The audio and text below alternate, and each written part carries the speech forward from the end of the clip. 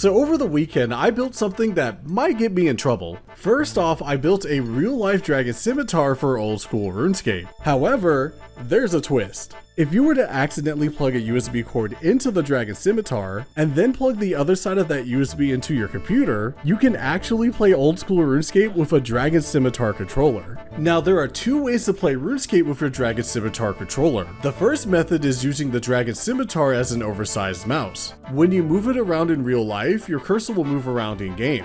However, if you're feeling a bit more adventurous, you can try out the Scimitar second mode, which involves some really goofy gimmicks. All right, in 3, 2, 1, yeah. That's so dumb. I can't believe I went to college for this, dude.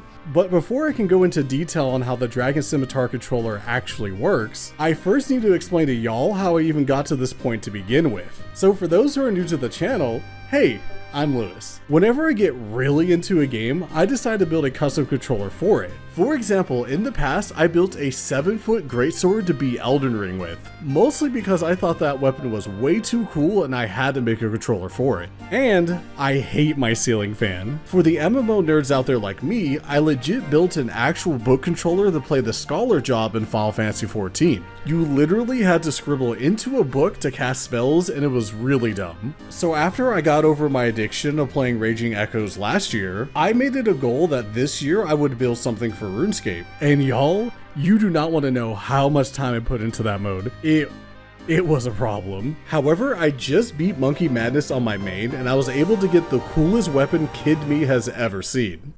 The Dragon Scimitar. Guys will just look at this and say, hell yeah. Even after 20 years, this weapon still looks cool. This somehow reminded me of a rumor that used to go around my school back in the day. Back then, there was a legend about how you could play RuneScape with a Dragon Scimitar cursor. However, I'm pretty sure that was just a rumor, and if you try to download that mod, you probably just downloaded every virus known to man and bricked your family's computer. So now that I'm a bit older and a little less dumber, I decided to make that cursor a reality and build my own Dragon Scimitar mouse. This was way easier to do than I thought it would be because the model itself is pretty simple. All I really had to do was split the scimitar model between the blade and the handle. While the blade was being 3D printed out, I went ahead and modified the handle to fit the hardware. The hardware itself was pretty bare bones, as all it was just a microcontroller with a few buttons and a joystick. Once all the parts were done being 3D printed out, I spent the weekend putting them all together. And after a quick paint job, the Dragon Scimitar was practically done. Now let's move on and talk about how to actually play RuneScape with the Dragon Scimitar.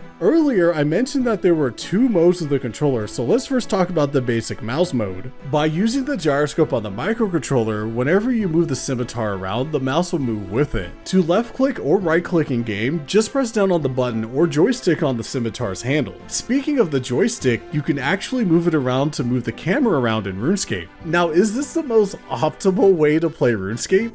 No. Not at all. However, this is a 4-foot Dragon Scimitar mouse, so I don't know what you're really expecting from this thing. On the topic of imperfect setups, let's talk about the second mode on the Dragon Scimitar controller, and I call it the Gimmick Mode.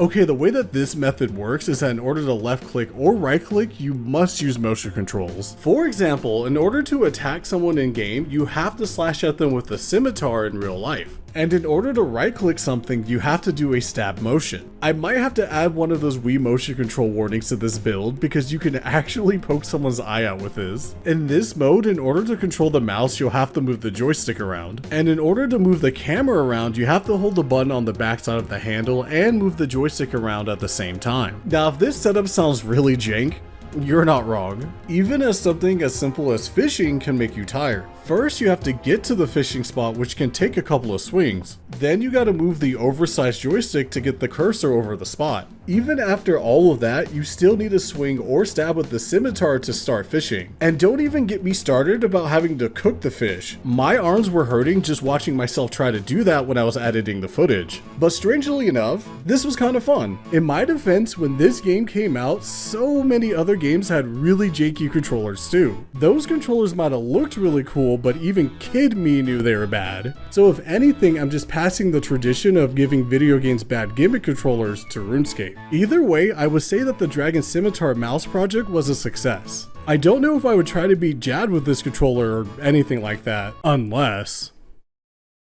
Don't give me any ideas in the comments, okay? But for now, at least I have a cool Runescape prop I can hang in the background. If you have any suggestions for a future Runescape build, let me know. I actually have a bow controller prototype laying around here somewhere, and I do need to level up my range on my main.